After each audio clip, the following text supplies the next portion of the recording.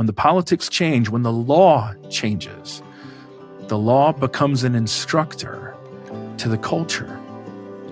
And that's certainly what we've seen in the last 10 years, where an older, time-tested, ultimately from God himself, design of marriage between a man and a woman can no longer be assumed at any level of our society, outside of the church and outside of explicit teaching and practice within our families.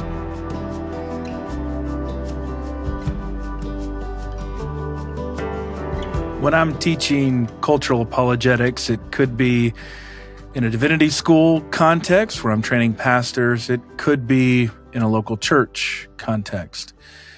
But I ask a question that always elicits interesting, maybe even surprising responses. I ask the students or church members, usually it works better for students because of their age. I ask them to tell me what year California banned gay marriage. Now, you might easily recall that answer off the top of your head, but not many people do.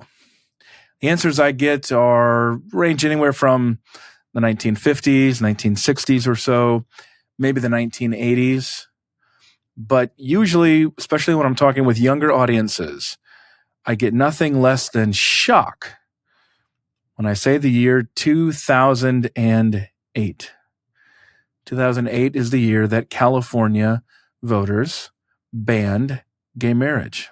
That story illustrates what it means to live on a different side from a major U.S. Supreme Court decision in 2015, June 26th. That decision was Obergefell v. Hodges. You may have already read some commentary on this 10-year anniversary. You may recall many of these events yourself, but I thought today we would take a chance to reflect from a variety of different vantage points on what led to this decision and what have been the consequences for the church, for the world, for American society, for Western culture since then. When you think about that moment in 2008, when both major candidates for the Democratic Party's nomination to be president of the United States opposed same-sex marriage, that would be Hillary Clinton and Barack Obama, you realize how dramatically this situation has changed in our society and in our politics.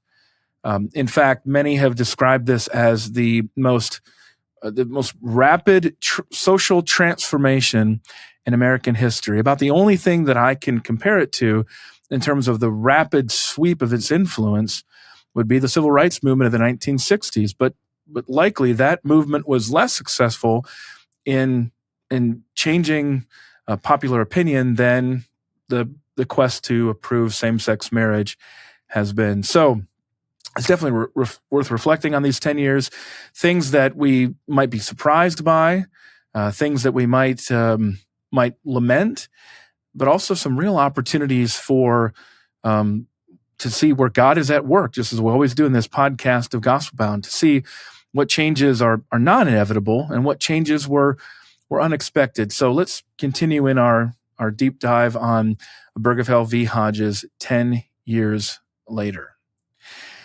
The Supreme Court decision itself had a number of significant effects. Number one, it really closed off the Republican Party's willingness to defend traditional marriage. The first incoming president to support same-sex marriage was Donald Trump. Again, just shows you how rapidly these things has changed, because that was not the case with Barack Obama in 2008. Had made that shift in 2012. But really, this decision shut down a lot of the national debate before it had reached every single state. So keep in mind that before the U.S. Supreme Court intervened, each state was taking up this issue. And there was a quick change from when states were always voting it down, like California back in 2008, to approval from a number of other states. And so you could have imagined that every single state, and then reaching into every family, into every church, would have been having this debate. And so it might have started in California or Vermont or New Hampshire or Illinois, but it would have very much spread immediately to votes in Mississippi, in Alabama, in South Dakota, in different places like that might have held out for much longer. But in some ways, the Supreme Court decision was a reprieve on churches that, even after years of debate, around this time in 2015, were simply not prepared to help youth and young adults especially see why the Bible, why God himself would prohibit homosexual activity and would reserve marriage for only one man and one woman. What I'm trying to say here is that most likely every single state would have eventually gotten to the point where they approved this. And there would have been really vicious debates within churches about whether to do that.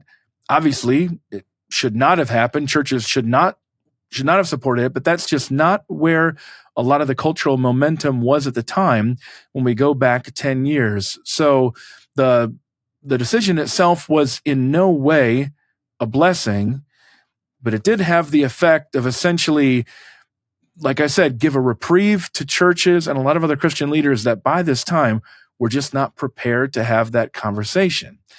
Now, we're going to detail in here why the situation did not end up that way, not just for these legal reasons, but for broader theological and cultural reasons, and actually did not go nearly as badly as many people, including myself, would have thought it would go 10 years ago. But let's illustrate again, why were so many church leaders unprepared to be able to talk about this issue, even though it was a really major cultural issue? It is simply unprecedented that something would flip so quickly. If you look at Tim Keller's New York Times best-selling apologetic book, The Reason for God, in 2008, there is no chapter there on sexuality. That's not meant for me to be casting shade on Tim Keller for neglecting that topic. It's simply to say that among the predominant questions in 2008, when California was voting, homosexuality was not obviously one of those issues that would need to be addressed on the same order of magnitude as questions about the physical resurrection of Jesus Christ or the trustworthiness of the scriptures, or creation debates and the relationship between Christianity and science. Those were still predominant questions there. In 2008, though, it had not yet reached that level in Tim Keller's estimation. Let's give another illustration of why that was not considered the case. Well, like I said, you have both Democratic nominees for president in 2008 saying that they are against gay marriage. It's so shocking to people now, but let's go back and look again. Rick Warren, pastor, Orange County, California, hosted a presidential forum featuring not only the Democratic nominee, Barack Obama, but also the Republican nominee, John McCain, and both of them opposed same-sex marriage in 2008. Rick Warren would go on to deliver the invocation in 2009 at President Obama's inauguration. So just shows you this was not considered a make-or-break issue among many people politically at the time. The thought was the silent majority of Americans will always, or at least for much longer, will oppose this. So it's just not kind of an existential threat for the church and for Christian public witness. Now, by 2012, first, perhaps a seeming leak or blunder by Vice President Joe Biden to indicate his support for same-sex marriage. Perhaps it was deliberately calculated. I'm not sure how that went. President Obama does come out in 2012 and call for same-sex marriage across the United States.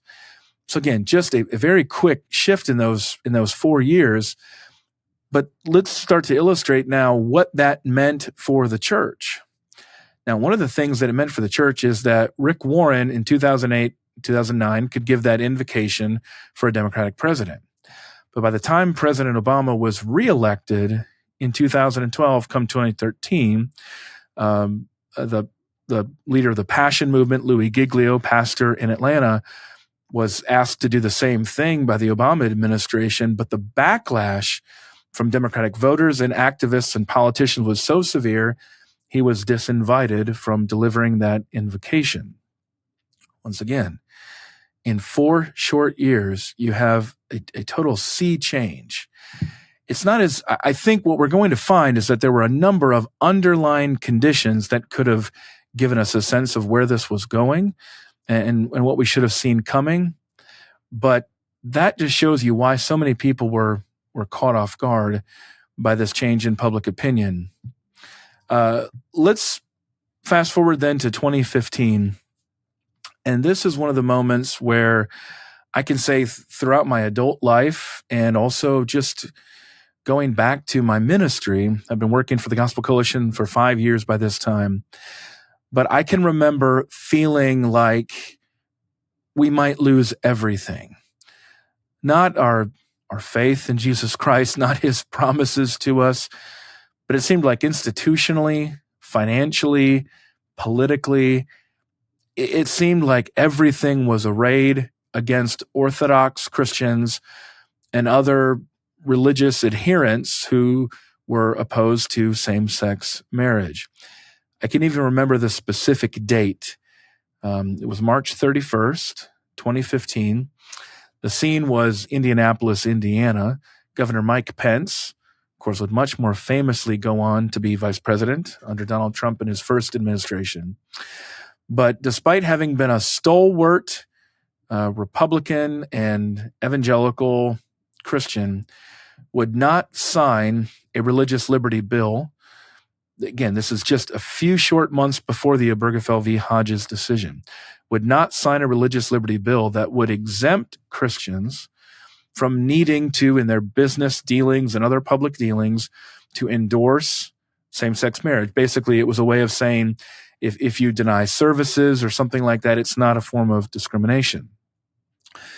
The pushback specifically, and this is what's so significant here, the pushback specifically from the corporate community, from big businesses, was something that was relatively new to American politics, where the major corporations of the United States, instead of being on the sort of Republican or conservative side of an equation, it's not like they were always bastions of anti-abortion activism or something like that. But this was one of the most extreme examples of them really putting the full weight of their economic power on the scales against biblical sexuality and more broadly Orthodox Christian belief. And specifically in Indiana, it was pressure from the business sales force, part of the broader tech culture, which at the time leaned heavily progressive on sexuality issues and other political issues in general. That was a moment where I felt we are in very serious trouble, because who is on our side? We can't trust the courts. We can't trust the voters. We can't trust the politicians, certainly not in the Democratic Party, especially that was pushing so aggressively for this. Republicans were backing off there. The corporations were weighing in with just their massive influence, essentially stigmatizing any city or state or anybody who wouldn't go all in on this so-called pride agenda. Now, when I see people talk about the negative world that we as Christians supposedly live in today in the United States, I think this is what they mean. I think this is the best interpretation, and I can relate to it at this level. I absolutely felt like at this time something substantial had changed. The floor, the kind of like trap door had been pulled from underneath us, or a rug had been pulled out from underneath us. This was a very scary time. I'll give you another illustration of what it felt like at this time. Shortly after the presidential election in 2016, I met with leaders from the Council for Christian Colleges and Universities. They had a number of regional gatherings around the United States. I participated in the one in Atlanta. Now, this happened just after President Trump was elected, before he took office. But all of us, this really caught probably everybody in the room by surprise. All of the work that the CCCU had been doing was to prepare for a Hillary Clinton administration, starting in 2017, carrying on many of the policies, especially in this realm, from President Obama, or perhaps even becoming more aggressive. I think I'm accurately characterizing the read of that room to say that I saw no viable hope or strategy for resisting the Clinton administration. And I don't mean in the realm of public policy for the sake of the family, for the sake of children, for the sake of our neighbors, for the sake of truth. I mean to protect Christian institutions other than the church. I think there were a number of safeguards for the church still in place, but protecting, again, colleges and universities, nonprofit ministries of a wide variety, especially ones that address the family, like adoption agencies. But I saw no viable hope or resistance strategy for being able to resist any number of different attacks from the government, whether it be from the NCAA in the realm of sports. In other words, they could be expelled from the NCAA if a university had a policy on sexuality that prohibited homosexuality, or really anything else for that matter. It all would have been considered discriminatory. So perhaps the NCAA could have issued those sanctions. Perhaps federal funding would have been revoked. Keep in mind, there's a wide variety of federal funding, ranging from grants for grants for research, but also just the backing of federal loans. Widespread within Christian colleges, especially private universities, where a lot of students and their families take out loans. Those could be easily revoked. But the problem was actually worse back then, believe it or not. In fact, just the very existence of these schools, the very fact that they had a policy of this sort could have been a violation in the eyes of the courts and the eyes of the executive and legislative branches of discrimination, and could be simply shut down for that reason alone. Either change, or you're going to be found against the law, liable to lawsuits, perhaps even some forms of criminal prosecution. Now, I've had many people say to me since then that would not have happened because the courts would have intervened. And that's certainly possible. Now, these are the same courts that we're talking about here right today, the same court that produced the 5-4 decision in Obergefell v. Hodges. Is perhaps the case that Justice Kennedy, for example, could have flipped to the other side and said, on the one hand, I think that this absolutely should be allowed, even required of everybody in the United States, every municipality, to allow for these same-sex marriages. And at the same time, I don't think that these other institutions should be shut down as a result of this decision. Now, we're going to come back a little bit later to see why I'm not very confident in that. Specifically, it's what Justice Kennedy wrote in his majority decision about harm.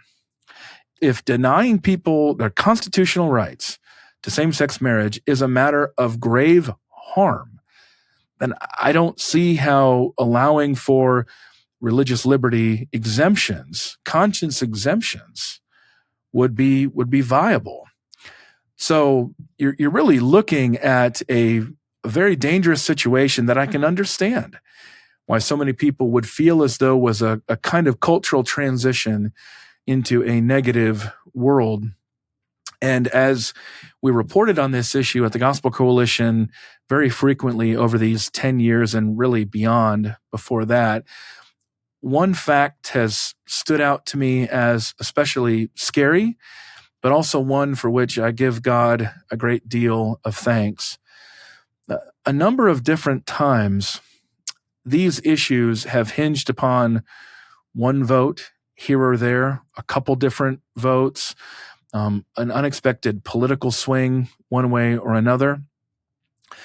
And a number of different times, the difference between a so-called Equality Act that would mandate this view in favor of same-sex marriage and equating any restrictions on same-sex marriage or transgenderism or anything else being in violation of the Constitution has really been the difference between President Trump being in the White House or the difference between a couple different Senate seats Democrats versus Republicans. Democrats have been behind the Equality Act and that view of discrimination, and most Republicans have been against it. And so you really look at a few different seats held by Senate Republicans, President Trump in the executive branch, and then the three justices nominated by him to the Supreme Court in his first term, have in many cases been the difference in this matter. So you'll often hear people talk about how politics is downstream from culture. Like basically, why are we so focused on political outcomes? What really matters is focusing on the culture. What they mean by it is, I think they're often accurate when they make this statement. In fact, the spread of approval for homosexuality is one of the best examples of this phenomenon. You had wide-scale representation and aggressive pushing for homosexuality in the media, especially in television and film. You can go all the way back to the earliest seasons of the hit TV show Friends. Certainly, as you continue to progress in the 1990s, you see that in Will and Grace. That's usually the show that's most famously cited. You see it earlier with Ellen DeGeneres, but there was a lot of pushback to Ellen when that happened there. So a lot of people say, well, look, Christians and their other allies in politics were very naive. They should have realized that the culture was changing, and they were very slow to recognize that happening and to push back on it. They were too dependent on politics. And I think in many ways, that's definitely true. There's no doubt about that in my mind. However, one thing we also see, and you see this going back to the civil rights movement as well, you see both dynamics. On the one hand, the politics did not change the culture. There's still a lot of racism, a lot of resistance to civil rights for many years afterward. You go back to Brown versus Board of Education, 1954, you see a good example of that. But at the same time, when the politics change, when the law changes, the law becomes an instructor to the culture. And that's certainly what we've seen in the last 10 years, where an older, time-tested, ultimately from God himself, design of marriage between a man and a woman can no longer be assumed at any level of our society outside of the church and outside of explicit teaching and practice within our families. And so go back to what I saw earlier. Why are those students so shocked? It's not only because our culture changed. Our culture changed very slowly for a long time, and then very rapidly when the political situation had happened. And then once the politics were there, it wasn't like Obergefell had gotten a ton of pushback. It was really accepted as a kind of fait accompli, again, because of the cultural change, but then it had the power of enforcement in all the land. No debate allowed. And that's also where politics, where the law becomes the tutor, and where the culture has to follow. That was something that we saw all the way back in the civil rights movement as well. Once you have the federal government intervening in a certain direction, it inevitably will change the culture. Back in the civil rights movement, you see that as in a positive way, but you see it in a very negative way that has all sorts of ramifications to our public libraries, to our tax law, to instruction in public schools, to any number of different ways that we fundamentally see marriage. So we see politics is downstream from culture in some ways. Culture is downstream from politics. I do want to push back, though, on significant aspects of the negative world thesis. And I want to use the rest of the time that we have here to be able to show that my concern with the negative world thesis, as it relies so heavily on the events of 10 years ago with Obergefell v. Hodges and around sexuality in general, is that the negative world construction is both too optimistic and too pessimistic. It's too optimistic and it's too pessimistic. Let me just start by saying of how this is too pessimistic. I think there's a sense of hopelessness, a lack of agency, a lack of vision to see how cultures really change and to see that cultures exist on multiple levels, at a surface level, at a mid-level, and a bottom level. A lot of what we see in politics happens at a surface level, on kind of a year-to-year basis or a presidential election cycle to cycle. So you see a lot of pendulum swings at that level. And I think we're unfortunately equating a lot of the observations about these dynamics with Obergefell v. Hodges from 10 years ago as in the negative world as being part of the surface level changes. Let me illustrate you a few reasons of why I have this observation. Again, I've said we're too pessimistic about cultural change. Consider a few facts. Support for gay marriage is declining in the United States. Do you know that? That is a fact. Support for same-sex marriage is declining in the United States. Now, it's still high.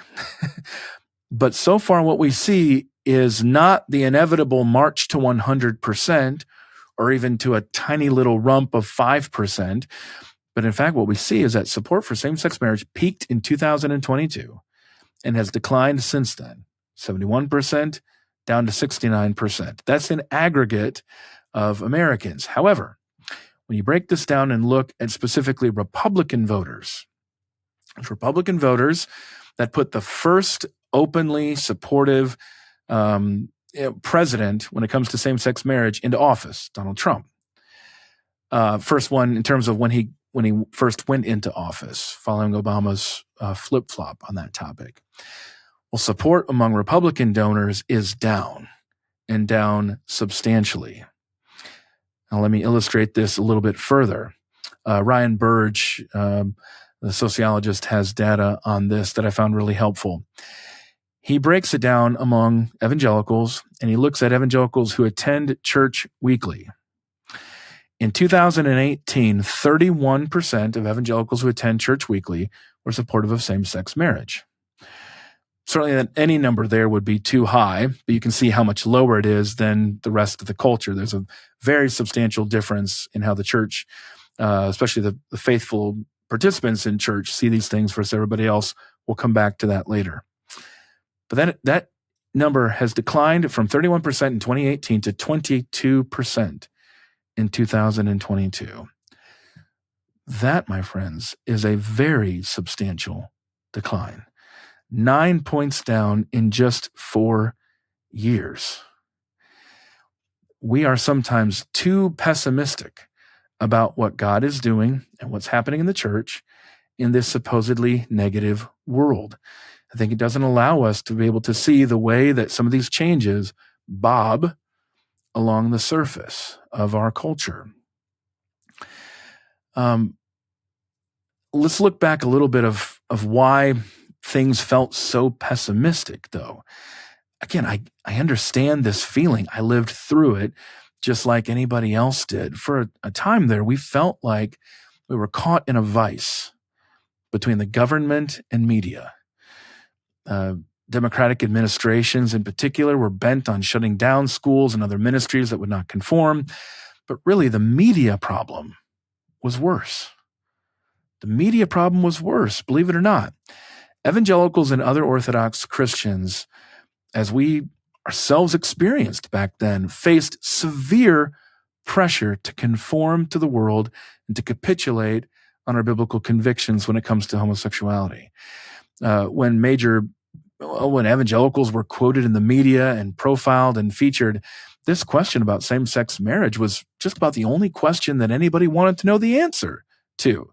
Not in 2008, it was not, because of the way the politics were going, but by 2012, and then ultimately by 2015. We were labeled as being on the wrong side of history.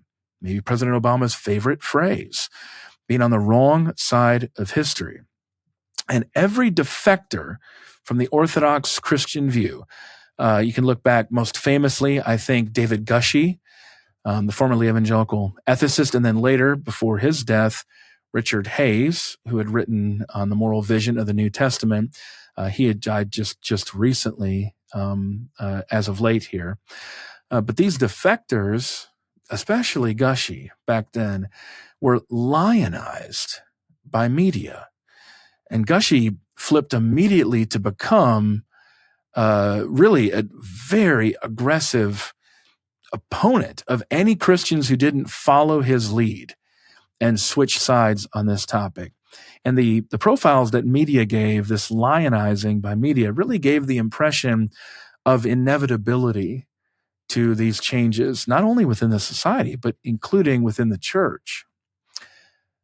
But friends, remember, I'm talking here about why we are tempted to be too pessimistic here. These changes did not happen. They didn't happen. Just consider a few of these dynamics. World Vision's board had decided to allow people in same-sex relationships. They reversed that decision almost immediately, going back to 2014, 11 years ago. InterVarsity Christian Fellowship, they took up this issue in 2016, and they held the line. They did not capitulate. There was a lot of talk back then about pastors who had been pushing in private or sort of subtly alluding to a coming change on this. I think of one in particular of high profile, and you really have not seen those kinds of defections. You haven't seen all these evangelical schools changing. You haven't seen all these churches flipping. You haven't seen all these pastors coming out saying, we need to make this change. Now, this doesn't mean that every professor at every Christian college, or every person working for World Vision, or every megachurch pastor who's focused on a pragmatic version of trying to reach the culture today. It just doesn't mean that what they believe in their hearts is the same thing as what they're saying or what's written in their documents. But I am saying that they don't feel comfortable so flagrantly flouting biblical teaching and that line of orthodoxy. This is not what it felt like was going to happen back 10 years ago in 2015 with this Supreme Court decision. And I think that I know why. And I think the most significant factor under God's grace and under his provision for his church to remain faithful on this issue, at least at this time, was a publication in 2012 of Rosaria Butterfield's book, The Secret Thoughts of an Unlikely Convert.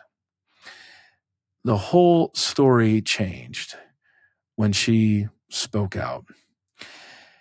It could be easy to look back on this time and think, well, I know all sorts of Christians who will talk publicly about same-sex attraction and the way that they wage war against their sinful flesh and the way they resist those desires, and they don't enter into same-sex relationships either through celibacy or even through marriage of the opposite sex. We can point to a number of them, beloved colleagues that I work with, especially through the Keller Center for Cultural Apologetics, men and women like Sam Alberry, Rebecca McLaughlin, and Rachel Gilson. This was not the case before Rosaria Butterfield. We may have known some people in private, but a lot of the momentum before that was the ex-gay movement, and the ex-gay movement imploded during this time, was widely discredited at that time. Did not entirely disappear, but these major institutions just collapsed under this pressure, internally and externally. The courage, the faithfulness, the example of these men and women, I believe, changed the narrative, especially inside the church. And I think to a certain extent more broadly than that as well, but especially inside the church. What these men and women did is they punctured a huge hole in this narrative about liberation from these old, busted doctrines and that feeling of oppression, and showed that what they wanted more than anything else was God himself. They wanted to be freed from their sin to be able to run after him. That what was holding them in bondage was their flesh, not the expectations of the world or an old dusty book, but through their courage, their outspoken willingness to talk about these most private of matters and temptations and sins, I think really turned the tide. And part of what helps to explain this transformation I just alluded to there with the description of liberation and oppression, and that's moral foundations theory. Some of you have seen me or heard me talk about this before. It's a common point that I try to make. I teach it certainly in all of my classes as well. But Jonathan Haidt is the originator of moral foundations theory, the social psychologist at New York University School of Business. Moral foundations theory describes several different ways, the kind of not religious and transcultural ways that different societies will deal with morality.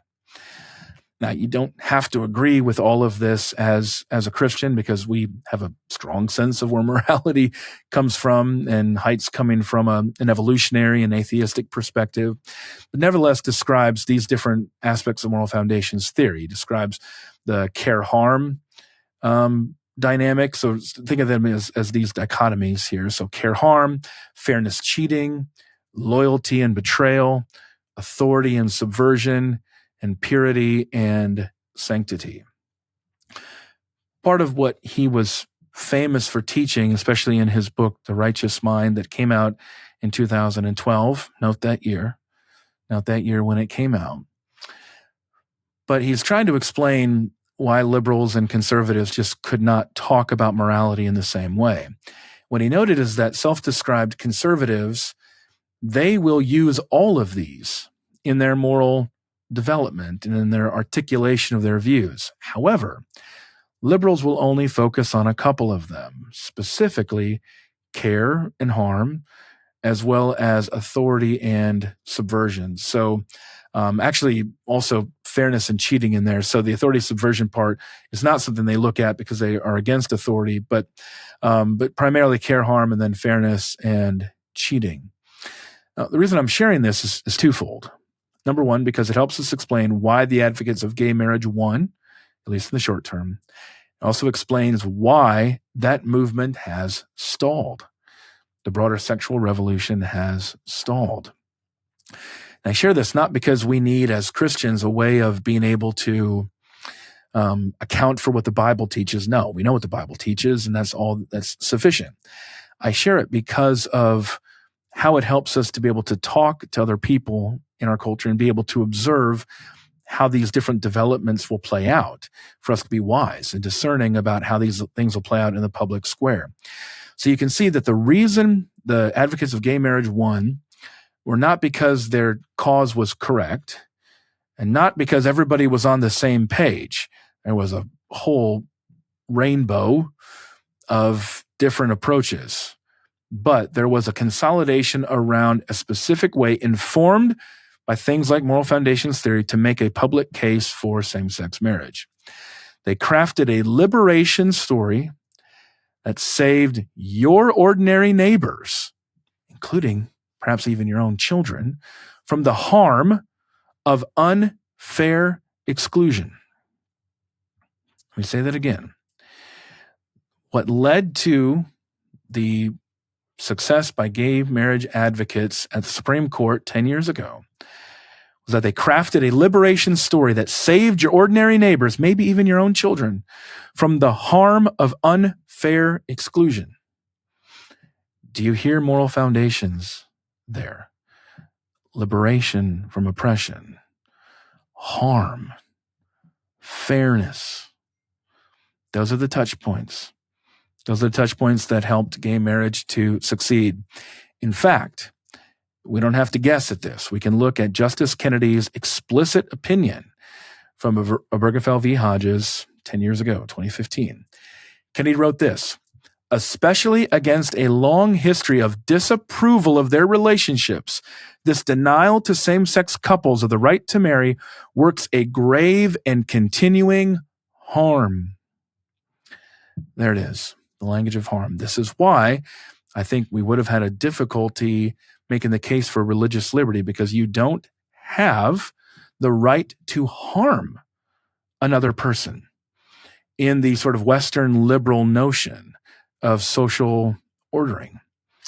So if simply denying or disapproving of their relationships is equivalent to harm, you have massive, massive problems with religious liberty, because even your mental unwillingness, let alone your public teaching, let alone your parenting, all of those can cause another person harm, and harm is one thing that our law is bound to protect people from. That's explicitly why same-sex marriage won. Now, I said this is the section about why we are being too pessimistic about these cultural changes. Why then? Why do I have optimism? Why do I have optimism? And why do I think the negative world thesis is too pessimistic? Back in 2015, what scared me the most was that I knew transgenderism was next. If you can erode the institution of marriage by eliminating gender differentiation, which, keep in mind, is not merely some sort of Christian or even religious construct, but the very biological order itself of procreation. This is something for all the world, not merely those with a certain religious assent. If you can erode the institution of marriage by eliminating gender differentiation, then you can eliminate the categories of male and female. In fact, furthermore, you don't need the body at all. What we need then is liberation from the givenness of the physical world, or as we would say, of creation itself. This is what scared me most back in 2015, that another step was going to follow, that was going to eliminate male and female, eliminate the body itself, and ultimately affect a liberation from the givenness of the physical world. The implications there are staggering. And yes, we have seen some of this. Transgenderism continues to be pushed by radical advocates, as well as the hospitals and physicians who profit from various so-called treatments and surgeries. And we're going to talk also about why these ideas are still in the air we breathe, in the water that we're swimming in. We're not entirely freed from these. And in fact, it's very difficult for multiple reasons to see this decision of Obergefell v. Hodges without the internet, not only because of how it spread the advocacy for homosexuality, but also how it erodes the physical, not only the body, but also the local, the community, the familial, the traditional. There's no doubt these two things are tied together. But moral foundations theory helps us to see why the inevitable, seemingly, progress of the sexual revolution has stalled, or maybe even reversed. And here's why. We can see with our own two eyes, regardless of our creed, that transgender athletes have an unfair biological advantage against women. It is unfair. And children and other minors have been harmed by pseudo-scientific treatments, sometimes without even the consent or knowledge of the people who have been entrusted legally and otherwise to care for them. And that is their parents. So again, this is why these issues, they're seen on the spectrum of the sexual revolution, but they are not the same. Because transgenderism is seen, very understandably so, as unfair and as harmful, especially to minors. This is why you're seeing, unlike with Obergefell v. Hodges, which it looked like before that happened, it would have extended to protracted and very difficult defeats state to state, including throughout the Midwest and the South. This is why what you're seeing with transgenderism is only, thankfully, so far, in places like Colorado, do you see this aggressive push to remove children from their home if parents don't agree with a gender transition. That's a real concern. Similar concerns in California, no doubt. A lot of Christians have been advocating in both situations against this. But the reason I'm more optimistic about cultural change and not as concerned about the negative world thesis as some others may be is because in 2015, it seemed like a similar national mandate in favor of transgenderism is what was going to follow Obergefell v. Hodges. Not only has that not happened, but in fact, we've seen a reversal, not only in public opinion about this, and I think the public opinion about transgenderism is one reason why homosexuality, that approval is falling back as well. But we've seen also increased protections from the Supreme Court with those Trump nominees in particular, and into that 6-3 majority on the court. So, within this category of optimism, what can we do not only to push back on this progression, kind of stem that tide of transgenderism, but how we push back on homosexuality itself?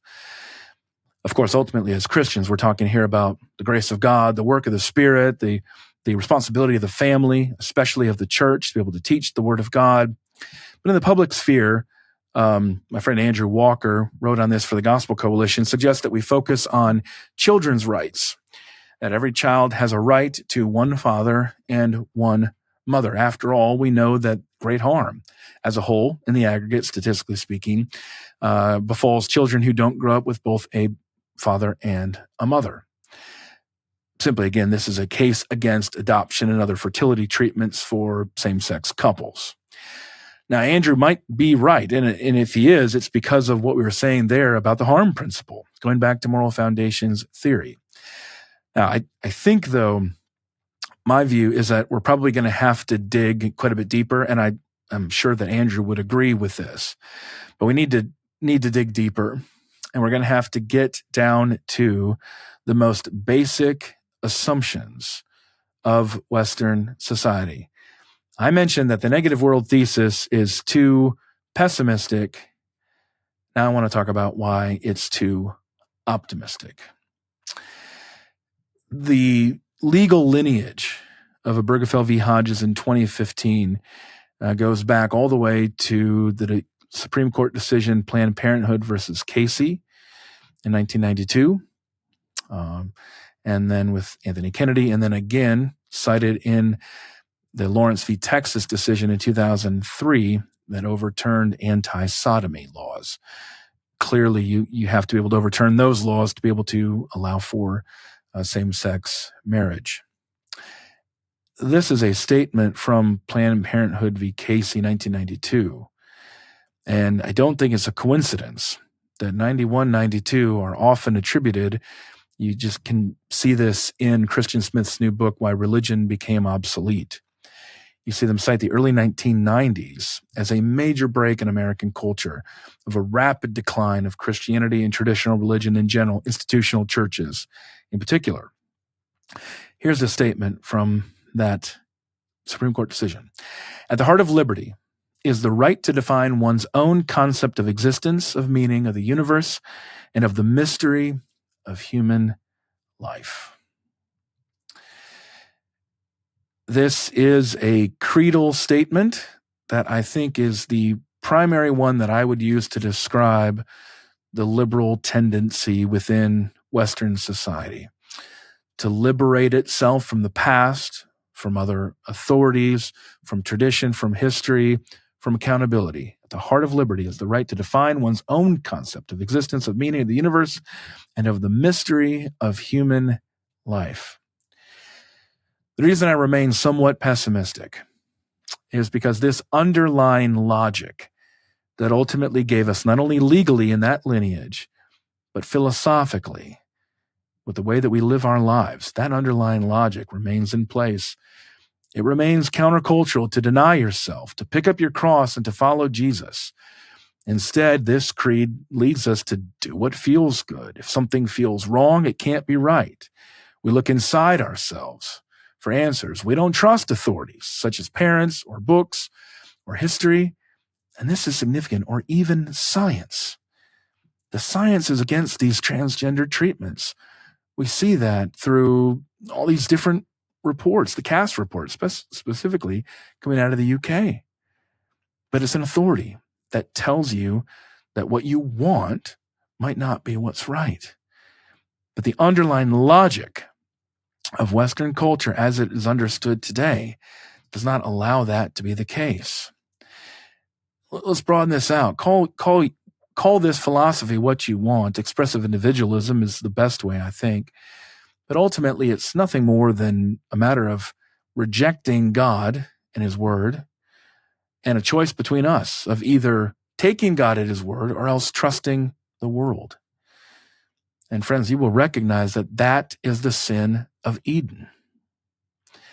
Let's go back then to the book of Romans, the Apostle Paul, chapter 1, verses 18 to 23. It's where we read, in the most extensive discourse we have biblically about homosexuality. Starting in verse 18. For the wrath of God is revealed from heaven against all ungodliness and unrighteousness of men who by their unrighteousness suppress the truth. For what can be known about God is plain to them because God has shown it to them. For his invisible attributes, namely his eternal power and divine nature, have been clearly perceived ever since the creation of the world and the things that have been made. So they are without excuse. For although they knew God, they did not honor him as God or give thanks to him. But they became futile in their thinking, and their foolish hearts were darkened. Claiming to be wise, they became fools, and exchanged the glory of the immortal God for images resembling mortal man, and birds, and animals, and creeping things. And immediately then, Paul then moves on to talk about how God gave them up to the lusts of their flesh, and specifically referring to homosexuality. Now, it's very clear biblically, homosexuality is not the only sin. It is not the only way we are tempted to worship the creature rather than the creator, and it is not beyond the grace of Jesus Christ. That is very clear. But you see linked biblically that there's something involved here that gets fundamentally at the way God created us, about the way that he created us to worship him, to acknowledge him. And you don't even need the explicit revelation of Scripture to be able to know what is right and wrong when it comes to how male and female interact with one another. And to reject it is nothing less than a matter of idolatry, worshiping the creature rather than the creator. I want to take you back to see just how significant this issue is, the decision from 10 years ago, but more broadly, why this deserves so much attention from the church. It has deserved and will continue to deserve so much attention. We are not merely talking about what two consenting adults do in their private lives. We are not just talking here about if you don't want a gay marriage, don't get one. This is not what we're talking about here. We are talking about whether a society will acknowledge an authority outside itself and will worship the creature or the creator. It's not the only way we know that, but that's what is at stake. You see there in Romans 1. The Gospel Coalition, we just turned 20 years old. On the evening of Tuesday, May 17th, 2005, Don Carson gave a talk to the group who would become TGC's Council of Pastors. He delivered a survey of Western Christianity since World War II, and he listed 12 changes. The last change, number 12, an apostolic number, as he pointed out, was personal freedom. Again, the West's worship of personal freedom is the greatest threat to the stability of the society itself, because you can't have a society that's built on only personal freedom to do what you want, rather than the personal freedom to be able to give yourself for others because you've been freed from your sin, which is holding you in bondage, to be able to love others. So again, he talked about how since the Second World War, you have this this priority on personal freedom. Specifically, he cited this May 17, 2005, homosexuality.